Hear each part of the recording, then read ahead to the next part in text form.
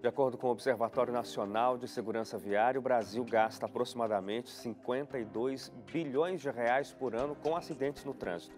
O maior gasto está na Previdência Social para a manutenção, para a indenização daqueles que são sequelados, e em torno de 60% dos leitos hospitalares estão ocupados por pacientes que sofreram acidentes de trânsito. Sem dúvida, os gastos com os acidentes são muito maiores do que os valores que estão paralisados nos caixas do Ministério das Cidades. A porcentagem que deve ser contingenciada no valor total da pasta definida pelo Ministério do Planejamento. Mas as escolhas administrativas são do Ministério das Cidades. Ao cidadão fica, portanto, a responsabilidade de evitar ou mesmo de saber como agir ao se deparar com um acidente.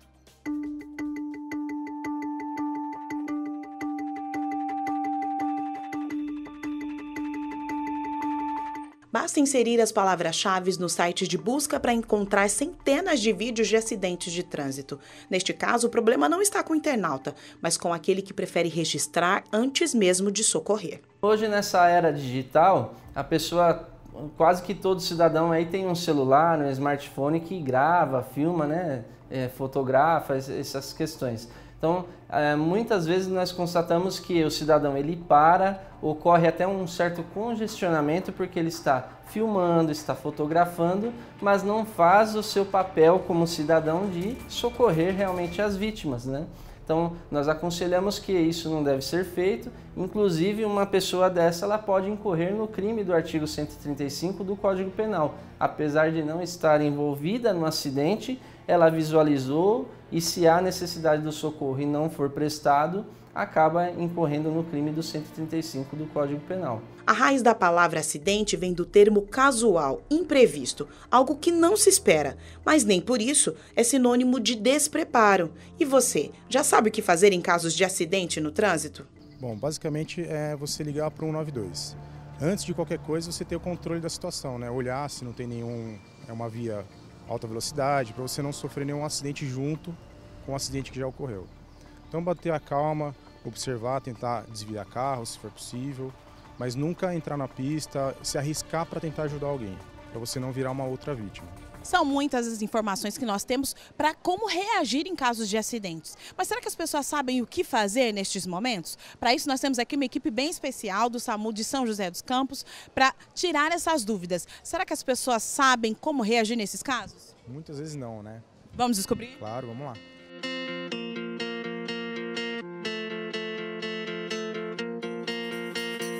Porque se nosso amigo acaba de atropelar alguém, o que ele pode fazer? O ideal seria isso, você olhar ao redor se não tem nenhum outro carro chegando próximo, para você ficar mais seguro no local, para não virar uma outra vítima de atropelamento, alguma coisa assim. Sempre, em todas as circunstâncias, nunca mexer nessa vítima. Se ela caiu no meio da rua, a gente vai preservar o local, manter a segurança, tentar desviar o trânsito, parar o trânsito, seja o que for, mantendo a nossa segurança e a segurança da vítima também, e só esperar o recurso chegar. Quando que eu preciso ligar para o bombeiro ou quando que o acidente necessita ligar para o SAMU? O bombeiro é mais quando a pessoa está presa nas ferragens, porque no SAMU nós não temos esse equipamento para remover a vítima encarcerada. Mas o próprio SAMU consegue pedir apoio ao corpo de bombeiro. E aí o restante fica mais preciso com o SAMU mesmo. Quando envolve criança, pode ser que batendo a cabeça, pode dar convulsão, né? Nesse caso, o que a mãe pode fazer, né, especificamente? Você saberia o que fazer?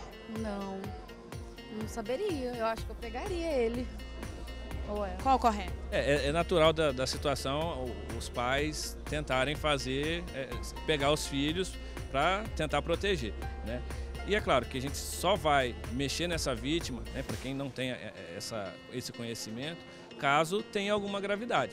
A criança tem um corte importante, tem alguma alteração neurológica, no caso uma convulsão ou desmaiou, né? A gente pede para sempre não mexer nessa vítima porque a gente não sabe que tipo de lesão essa criança ou essa pessoa ela teve. O que a gente se preocupa muito é com a questão da lesão na coluna cervical. E qualquer movimento que for feito de maneira incorreta pode trazer sequelas ainda maiores do que já causadas. Não tocar na vítima, né, na pessoa que está lá, mas ver se ela está falando, se ela não estiver falando, se ela está respirando, se tem algum desvio na perna, braço, provavelmente uma fratura. E quando você ligar para o 92, você vai falar com o médico que já vai informar isso para ele. E ele vai dar as orientações do que fazer nestes casos. Foram boas dicas? Foram, sim. Agora já sabe o que fazer. É, verdade. O Departamento Nacional de Trânsito prorrogou para março de 2019 a aplicação de multas para pedestres e ciclistas que infringem leis de trânsito, como circular fora da faixa, em locais proibidos ou até usar a bicicleta na contramão. Até lá, estes usuários das vias de trânsito precisam permanecer atentos às normativas atuais. O Código de Trânsito ele tem um capítulo específico para o pedestre e o ciclista. E muitas vezes nós vemos que há um jargão, um estigma que sempre o motorista é o culpado, e na verdade nem sempre.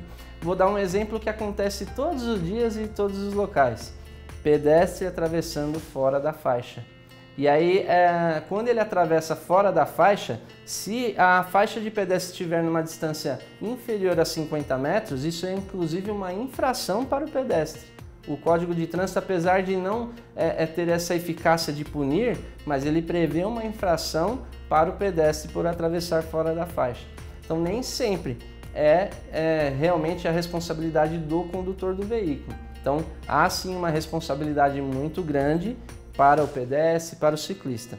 Entretanto, também a norma de circulação diz que o maior deve proteger o menor. Então, os veículos protegem os ciclistas, que por sua vez protegem também os pedestres, né? Então, o pedestre ele é a parte mais frágil nesse conjunto, nesse sistema, mas ele também tem os seus deveres. Entre direitos e deveres está o bom senso e o desejo de obter um trânsito mais seguro.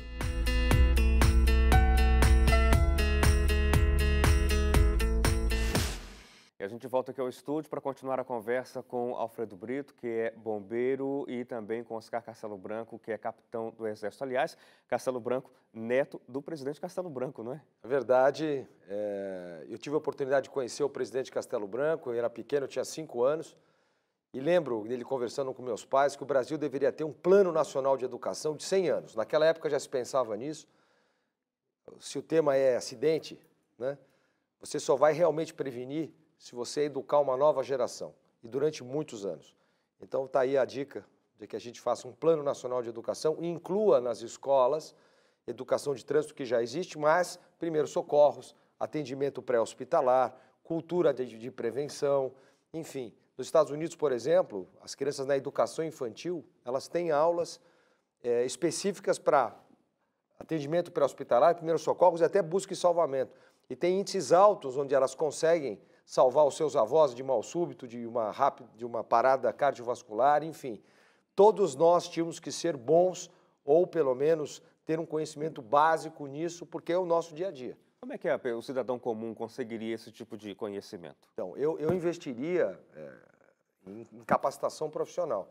Se ele vai ter, através da empresa, nas CIPAs, se ele vai ter na escola, se não ele busca. No mercado existem alguns cursos e a gente tem que ser fã de fazer esses cursos e estar sempre a par de como prevenir.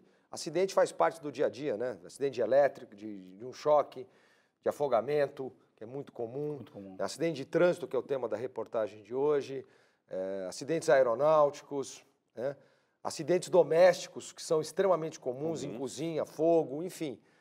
Você saber identificar a possibilidade de um acidente, o foco em potencial daquele acidente e preveni-lo, isso vai economizar aos cofres públicos e principalmente aos aspectos psicológicos das pessoas um valor incomensurável. Vocês falam muito sobre educação, Brito. Você continua batendo na tecla da educação como a resolução para esse tipo de problema. Sim. Nós acreditamos, se você se tornar uma célula e você fazer com que todos ao teu redor compreendam a necessidade, né, de melhorar essa situação, de levar essa mensagem para outras pessoas, você vai identificar o seguinte: eu não sabia disso. Dentro do curso que nós fazemos, né, capitão? as pessoas chegam, eles não sabem que são capazes de fazer tantas coisas, superar limites. Então, é usar essa ferramenta para que eles tenham a conscientização que eles têm obrigação de informar as outras pessoas que não sabem ou que têm dúvida. E também o interesse. Muitas pessoas não têm interesse, dirigem, vê acidente, passa reto. Se a gente pudesse dar uma sugestão, isso os americanos falam muito, eles vivem muito isso. Sugestão número 1, mantenha a calma. Sugestão número 2, mantenha a calma. Sugestão número 3, mantenha a calma. Depois você faz o resto, porque o acidente ele desperta em você uma ansiedade incrível e uma série de hormônios são desencadeados, você perde o seu controle psicomental, fica alterado e aí que você não resolve nada.